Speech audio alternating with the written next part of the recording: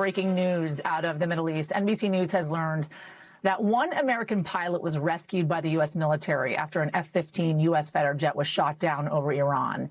And that pilot who was rescued is still, in fact, alive. That is according to a U.S. official.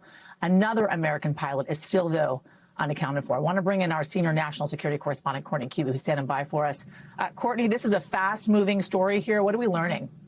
Yeah, so at this point, it's literally developing minute by minute. According to a U.S. official, it does appear that this F-15E, it's often known as a Strike Eagle, that it was shot down by Iran. It's deep inside of Iranian territory. The two pilots are believed to have ejected from that aircraft. And as you mentioned, we now know, according to a U.S. official, that at least one of those individuals has been recovered alive. We don't know anything else about that person's condition. Search and rescue efforts remain underway right now. Now, what's standard in a case like this, the U.S. has gone to war in Iran.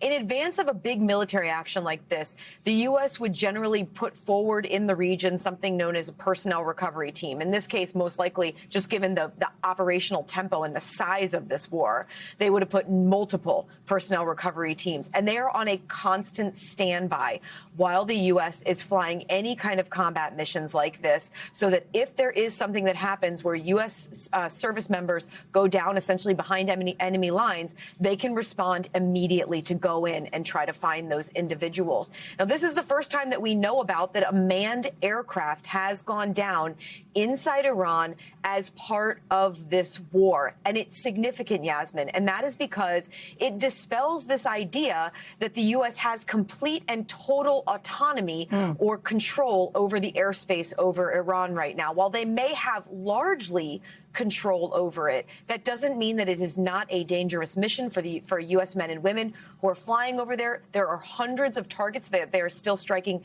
every single day. That is manned and unmanned. But we know that in recent days, the U.S. has really upped the number of bomber runs. So obviously manned bomber fighters, aircraft that have been flying over Iran. It still remains an extremely dangerous mission for them, Yaz.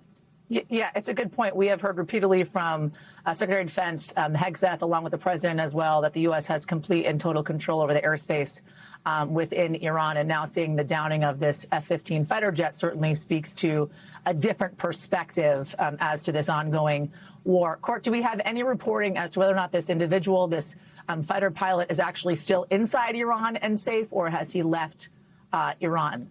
We don't. That's one of the questions that we're trying to figure out, is if they've actually gotten the individual out of the airspace and presumably to some sort of medical attention, and we don't know that quite yet. I mean, the situation remains very sensitive because obviously if the U.S. is looking for this second pilot, Iran is probably looking as well. And so right now it is really a race against time to see who can find that person first and hopefully find them alive and get them to safety and some sort of medical attention, anything that they may need to try to take care of them. But at this point, we just don't know. We keep waiting for more information out of the U.S. military, but the hours are just grinding on without a lot of detail.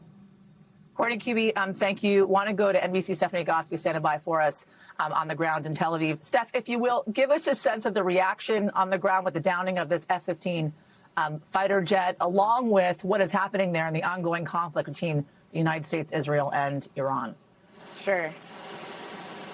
You know, Yasmin, the big question remains, what capability does the Iranian military still have? Courtney was talking about the air defense systems being decimated, according to U.S. officials, where they say that a lot of the the ballistic missile capabilities are decimated as well. And you know, here in this region, in Israel and in the Gulf, there are certainly ballistic missiles still being launched from Iran. There are fewer of them, to be sure, but they are being launched, and they are being launched with some accuracy. We know here in Tel Aviv, just outside of the city, there was a warehouse that was hit that was being used by a company to manufacture drones. We know that today an oil refinery in Kuwait was hit, along with a desalination plant.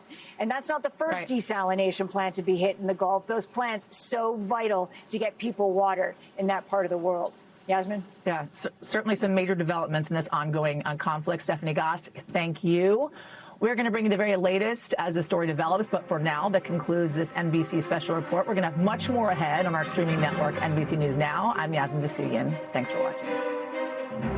We thank you for watching, and remember, stay updated on breaking news and top stories on the NBC News app or watch live on our YouTube channel.